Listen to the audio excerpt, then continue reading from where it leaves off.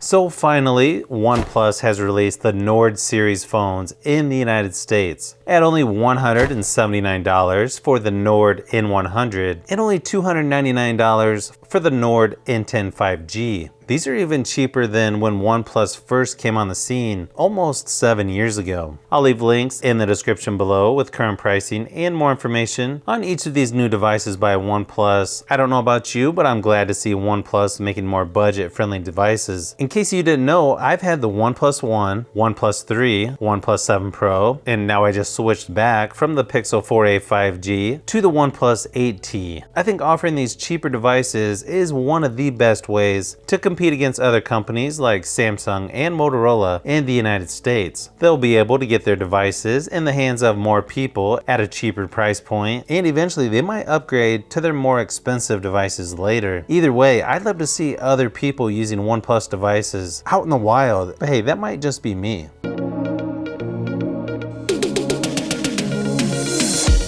Now, even though these phones look almost identical, you're obviously going to get slightly better specs on the N10 5G. I know what you're thinking. Which one is the N10 5G? They look pretty much the same. Well, it's the one with the glossy finish on the back. Weird thing is, the N100 has a nice matte finish, similar to my OnePlus 7 Pro. I think that actually looks better. Now, as far as performance goes on these devices, you're going to get the Snapdragon 460 on the N100 and the Snapdragon 690 on the N10 5G.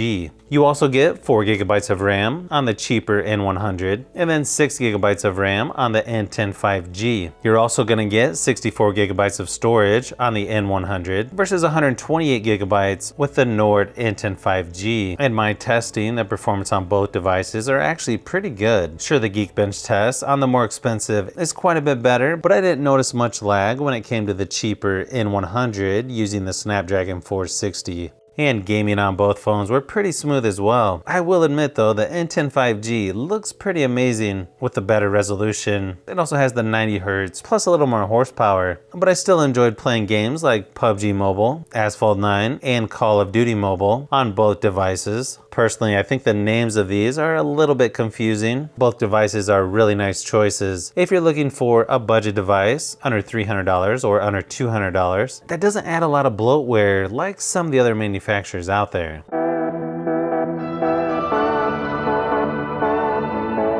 Screen size on these are about the same as well. You get a 6.5 2-inch screen, although it is only 720p resolution on the N100. And when you step up to the N10 5G, you're gonna get 90Hz refresh rate and 1080p resolution. You do notice that things look a little more crisp on the N10 5G, but I'm telling you, if you show these two phones to most people, they're not gonna see much of a difference. I even showed these two phones to my wife and asked her which she thought was the more expensive device, and she actually picked the N100. Now, she's not really into tech like I am, but that's why I like to ask her questions like this, because it gives me a little different perspective. And personally, with the matte finish on the back of the N100, I do think that looks a little better than the glossy finish on the Nord N10 5G. Now, here's a quick size comparison next to the OnePlus 8T. Weird thing is, both cheaper phones are a little bit taller. It used to be that the cheaper phones were always smaller, but the OnePlus 8T does look like it's just a hair wider.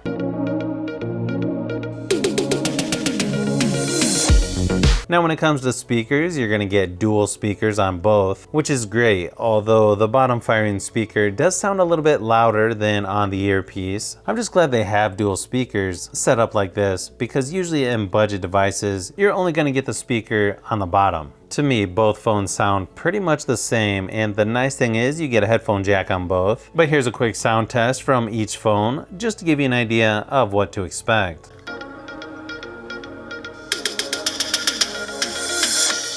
I don't think this is going to surprise anybody, but Apple's AirPods Max definitely feel the most premium because of the materials they're made with. Even the adjustment sliders feel next level compared to what Bose and Sony have to offer. The rounded aluminum on the back of the ear cups sort of reminds me of the original iPhone design, but without the Apple logo. And the ear cushions are much better than I thought they would be as well, being covered in a really nice mesh material. Pretty easy to see that Apple has the most premium feeling headphones here, but they should be considering they're about twice the price. I don't think this is going to surprise anybody, but Apple's AirPods Max definitely feel the most premium because of the materials they're made with. Even the adjustment sliders feel next level compared to what Bose and Sony have to offer. The rounded aluminum on the back of the ear cups sort of reminds me of the original iPhone design, but without the Apple logo. And the ear cushions are much better than I thought they would be as well, being covered in a really nice mesh material. Pretty easy to see that Apple has the most premium feeling headphones here, but they should be considering they're about twice the price.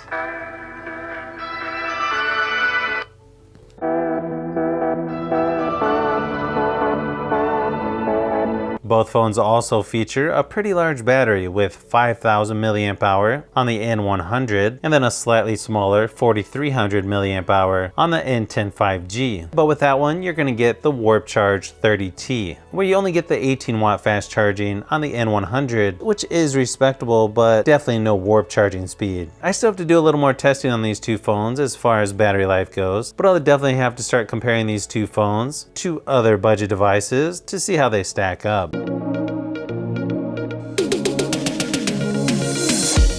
You're also going to get slightly different cameras with these two phones. You get a triple camera setup on the N100 featuring a measly 2 megapixel and then a nicer quad camera setup on the N10 5G featuring a 64 megapixel main camera, an 8 megapixel ultra wide angle. Then you also get a 2 megapixel macro and a 2 megapixel monochrome lens. Not bad for what you're paying in my opinion, but you do get 4K resolution video recording on the Nord N10 5G and only 1080p on the N100. Here's a few samples of photos and video just to give you an idea of what to expect. To me, it was pretty obvious which seemed to have the better cameras, but I'll let you guys decide on which looks better.